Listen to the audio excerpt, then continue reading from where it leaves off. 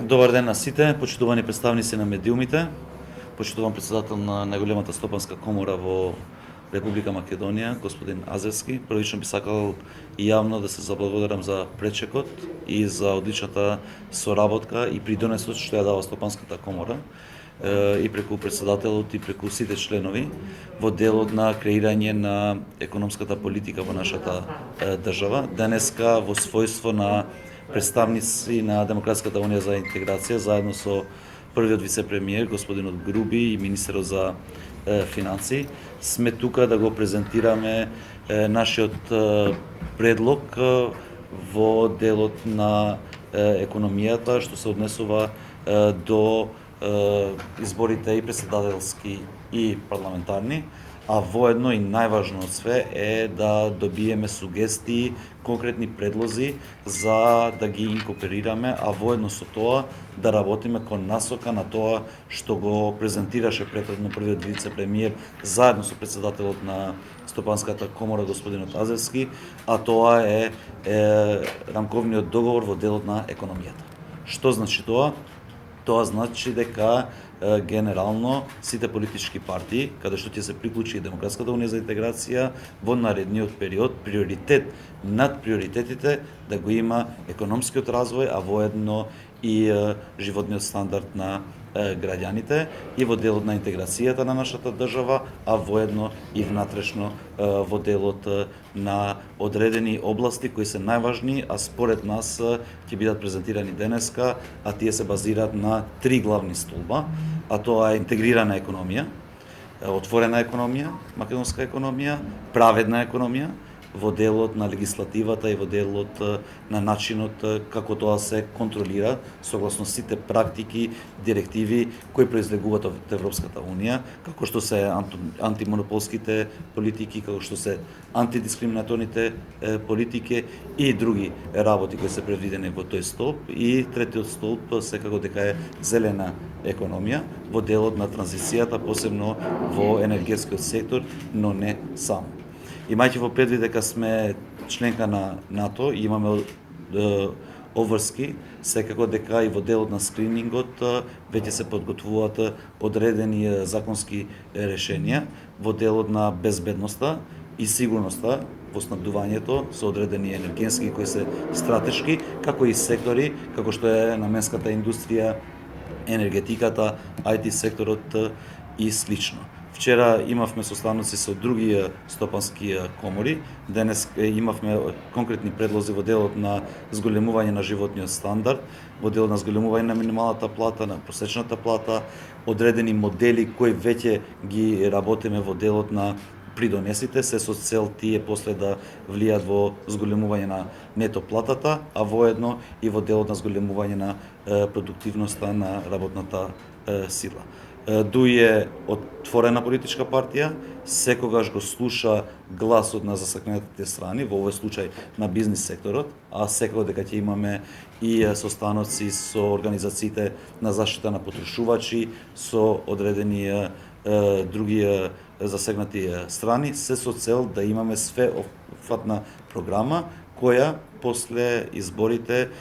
секако дека според нас и тоа што ние го нудиме ќе биде во вид на договор рамковен меѓу сите политички партии, но не само, и чинители во општеството во делот на економијата, се со цел да го зголемиме животниот стандард на граѓаните, а воедно да составаме и подобра бизнис клима во нашата држава. И благодарам.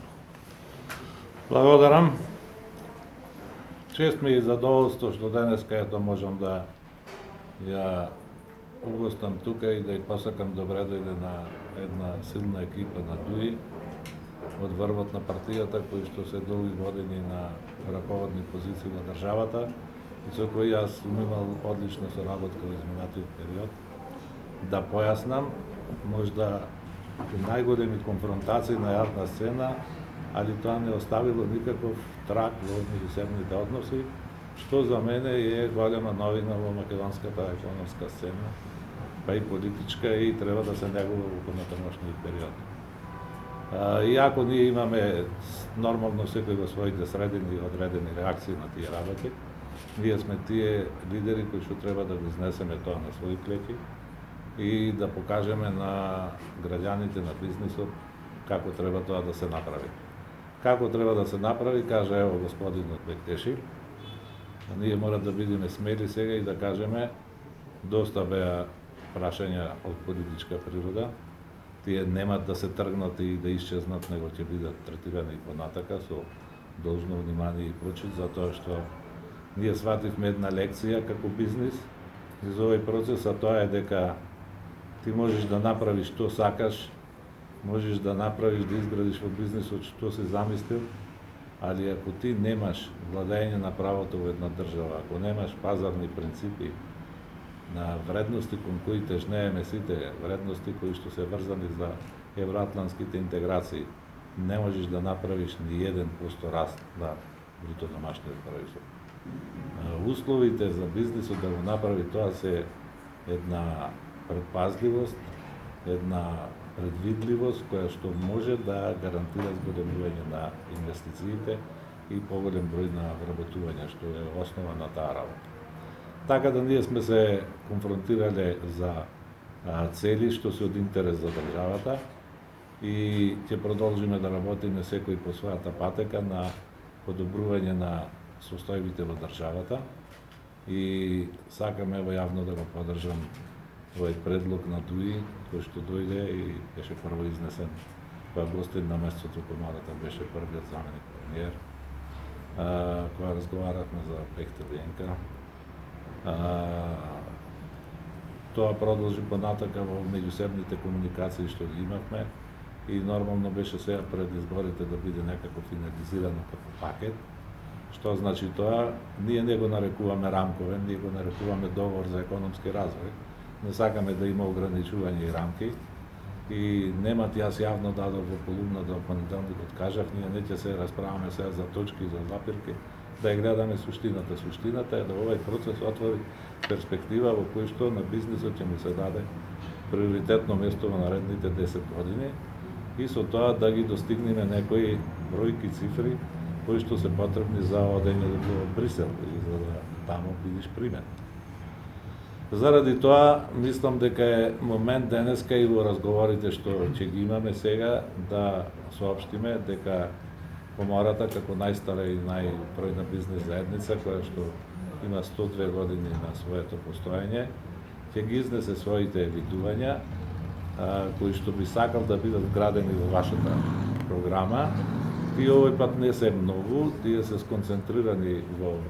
неколку, да речем, приоритети, кои што на некој начин ќе значат фокусирање на работите, затоа што само со фокусирање можеме да одиме напред. Тоа е пред се борба против корупцијата и криминалот, кој што мораме сите да направиме атмосфера да во државата иде на максимално ниво да доведен. Тоа е прашањето на завршување на процесот на гасификација, без што не можеме, ќе се чувствуваме како слепо црево, бидејќи на ваквиот начин денеска ние плаќаме и повисоки цени,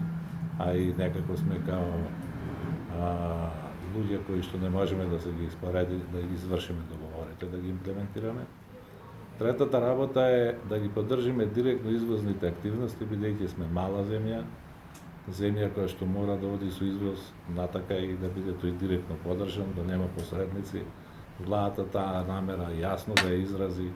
затоа што на таков начин ги охрабрува компаниите да излезат и да се борат на конкурентскиот пазар. Четвртата работа која што исто така мислиме дека е значаен приоритет е прашањето за инвестиционите активности врзани за издавањето на градежните дозволи.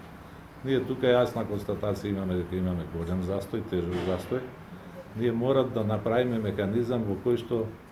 тие што се врзани дозволи за инвестициона активност на фирмите и на граѓаните да имаат некаков приоритет, да бидат, да речем, третирани на поинаков начин, затоа што тоа зависи GDP-то, од тоа зависат другите параметри и така натаму.